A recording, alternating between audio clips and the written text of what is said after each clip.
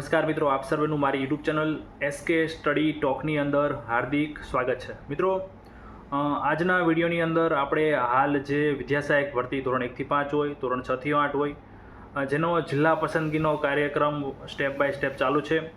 તો એની અંદર હાલ જે ઉમેદવારોને વિદ્યા સહાયક કોને જે જિલ્લા પસંદગી માટે બોલાવવામાં આવી રહ્યા છે, તો એમાં જે ગેરહાજરીની જે સરેરાશ દેખાઈ રહી છે, ઘણા ખરા ઉમેદવારો જિલ્લા પસંદગીનો કોલ લેટર હોવા છતાં ગેરહાજર રહ્યા છે.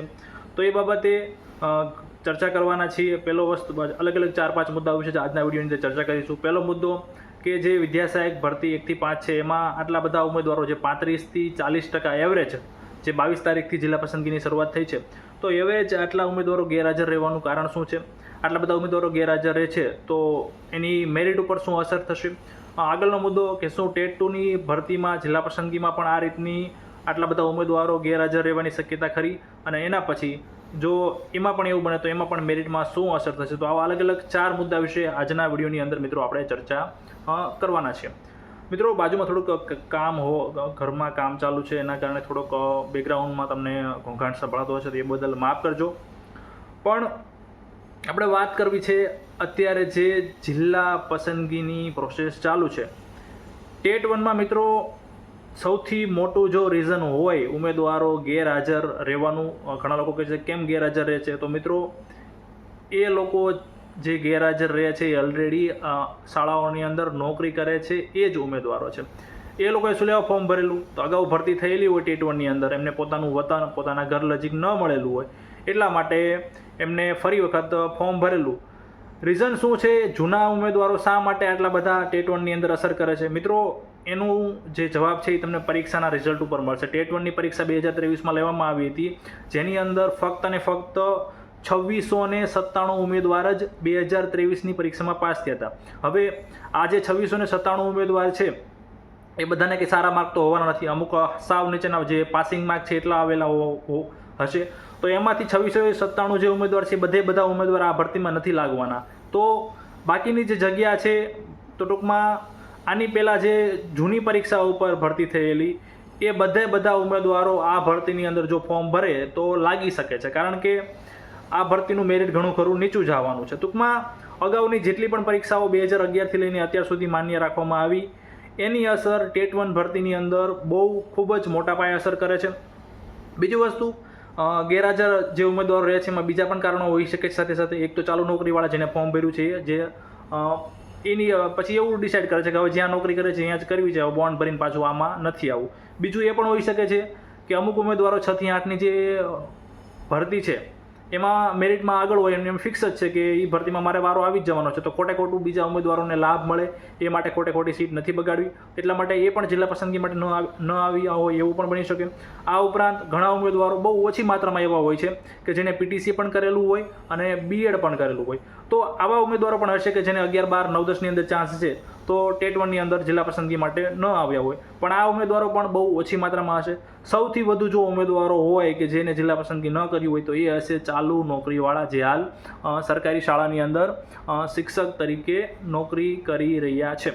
તો મિત્રો, આ બધા કારણોના કારણે રેગ્યુલર જે 22/5થી જિલ્લા પસંદગીની શરૂઆત થઈ છે, આજે લગભગ 27/5 એટલે કે ચોથો દિવસ છે જિલ્લા પસંદગીનો, તો એવરેજ 35થી લઈને 40% જેટલા ઉમેદવારો ગેરહાજર રહી રહ્યા છે.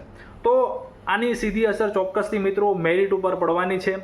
બીજો રાઉન્ડ શક્યતા છે કે બીજો રાઉન્ડ આવશે જ, કારણ કે આટલા બધી જગ્યાઓ ખાલી રહેવાની છે. જેટલા ઉમેદવારોને બોલાવેલ છે જિલ્લા પસંદગી, તો ચોક્કસથી પાછળના ઉમેદવારોને જગ્યા ભરવા માટે બોલાવવામાં આવશે જ.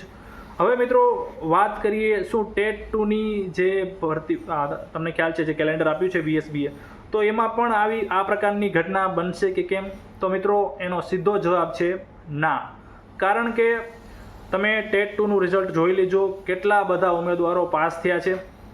તો જે નવા કેન્ડિડેટ છે, તમે ટેટ 2ની જે છેલ્લી ભરતી થઈ એનું કેટલાય મેરિટ એટલું એ જોઈ લેજો, ને અત્યારના જે નવા ઉમેદવારોના પરીક્ષા મેરિટની બધું જે PML આવેલું છે તો એના આધારે જોઈ લેજો કે નવા ઉમેદવારો જ ઘણાનો વારો નથી આવેલો, તો જૂના જે અગાઉ લાગી ગયેલા છે તો એની શક્યતા નહીવત છે. બીજું, 17 પહેલાં જે બીજી ભરતી થયેલી હોય એ રિપીટ ઓછા નહીં થાય, કારણ કે ઘણાને પાંચ વર્ષ થવા આવ્યા હશે તો ખોટે ખોટું ફરીથી ફિક્સ પે ચાલુ કરવું, તો આવા બધા પણ કારણો હોઈ શકે. ટૂંકમાં ટેટ 2ની અંદર અત્યારે જે ટેટ 1ની અંદર આટલો બધો રેશિયો જોવા મળી રહ્યો છે, 35થી લઈને 40% જેટલા ઉમેદવારો ગેરહાજર જોવા મળી રહ્યા છે, એવી શક્યતા બહુ જ ઓછી હશે.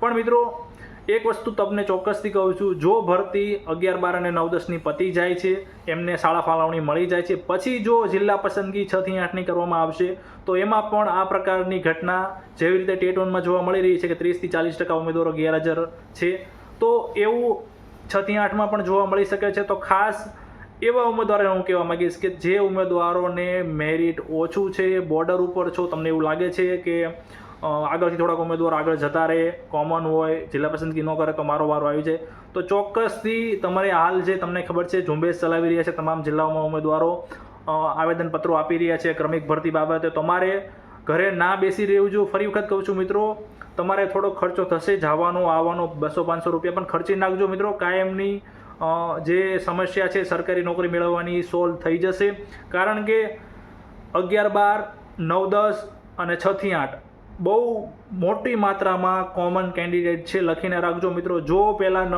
6 થી 8નું જિલ્લા પસંદગી આવી ગઈ તો 9, 10 વાળા જે ઉમેદવાર છે, જેને 9, 10માં વારો આવ્યો છે, 11, 12માં વારો આવી ગ્રાન્ટેડનું બાકી હતું, એમનું બાકી છે, તો બધા જિલ્લા પસંદગી કરવા જશે. ઘણા કહે છે બોન્ડનો નિયમ લાગુ પડે, પણ મિત્રો બોન્ડનો નિયમ હાજર થાવ છો તમે પછી લાગુ પડતો હોય છે.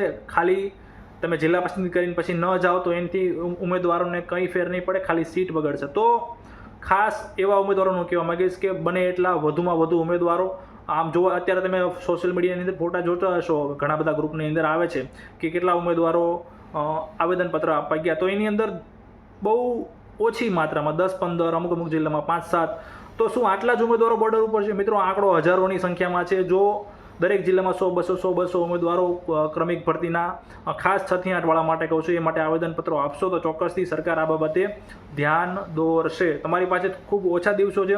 જો વિદ્યાસહાયક ભરતી બોર્ડે 9, 10નું અને 11, 12નું જે ગ્રાન્ટીનું છે એ બાકી છે, એની પહેલાં જો બધી કામગીરી ચાલુ કરી દીધી તો ચોક્કસથી એ સીટો બગડવાની જે શક્યતા છે, પછી પાછળથી કેટલું વેઇટિંગ ખોલે એના ઉપર આપણને હજી કાંઈ ખબર નથી. તો ખાસ આ પ્રકારે ટેટ 1માં જે રીતે 35થી 40% ઉમેદવારો ગેરહાજર જોવા મળી રહ્યા છે, તો ટેટ 2માં પહેલાં જો ભરતી થઈ જાય છે 11, 12, 9, 10ની પહેલાં, તો એટલા બધા ગેરહાજર રહેવાની શક્યતા ઓછી છે.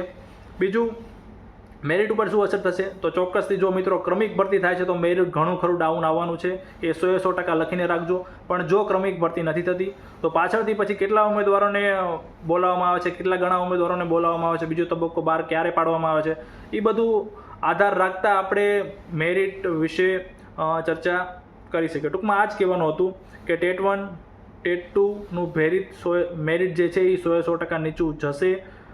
ટેટ 1માં તો હવે બધું લગભગ જિલ્લા પસંદગી પણ થઈ ગઈ, હવે શાળા ફાળવણી થોડાક દિવસોમાં એટલે જે તારીખ જાહેર કરવામાં આવશે એ મુજબ આવશે. ટેટ 2માં ફરી વખત કહું છું તમામ ઉમેદવારોને, જેનું મેરિટ બોર્ડર ઉપરનું છે, થોડાક ઉમેદવારો જો આગળ જતા રહે છે, તમારો વારો આવે એવો છે, તો મેક્સિમમ શક્ય એટલું ગ્રુપ બનાવીને તમામ તાલુકા લેવલે, જિલ્લા લેવલે, રાજ્ય લેવલે એટલે કે ગાંધીનગર રજૂઆતે પહોંચવું જોઈએ. ઘણા ઉમેદવારો એવું માનતા હોય છે કે મેં ઘણી વખત જોયું છે કે ટેલિગ્રામ ગ્રુપમાં અમુક જે આગેવાનો હોય છે, ઘણા ખરા આગેવાનો છે, તમને ખ્યાલ છે કે આપણી ભરતીમાં બહુ મહેનત કરેલી છે એ લોકોએ, તો એ લોકોને ડાયરેક્ટ મેસેજ કરતા હોય તમે કંઈક કરો, તમે કંઈક કરો, પણ એ પણ ઉમેદવાર જ છે અને તમે પણ ઉમેદવાર છો. એ જે કરી શકે છે તમે પણ કરી શકો છો. તો બીજા ઉપર નિર્ભર હોવાના બદલે સ્વનિર્ભર રીતે પોતાની રીતે આયોજન કરવું જોઈએ, જવું જોઈએ. બીજા કે એવું જ કરવું એવું ના હોય મિત્રો. ચોક્કસથી તમારી લડત છે તો તમારે ખુદને લડવી પડશે. આ તો બીજા ટેલિગ્રામમાં મેસેજ કરે કંઈક કરો, પણ મિત્રો તમારે ખુદને લડવું જોઈએ. તમારી નોકરીનો સવાલ છે. તો મિત્રો આ વિડીયોમાં આટલું જ. આવી કોઈ પણ અપડેટ માટે આપણી ચેનલ એસકે અપડેટને સબસ્ક્રાઇબ કરજો અને ખાસ બાજુમાં આપેલા બેલ આઇકનને પણ દબાવી દેજો, જેથી હું કોઈ પણ વિડીયો મૂકું તો તમારા સુધી પહોંચી જાય. ધન્યવાદ.